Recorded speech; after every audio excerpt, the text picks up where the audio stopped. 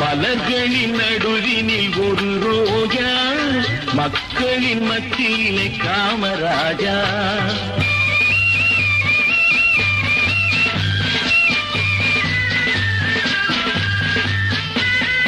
எத்தனையோ தலைவருண்டு இந்நாட்டில், எவ்வளவோ பொருள் உண்டு அவர் வீட்டில்.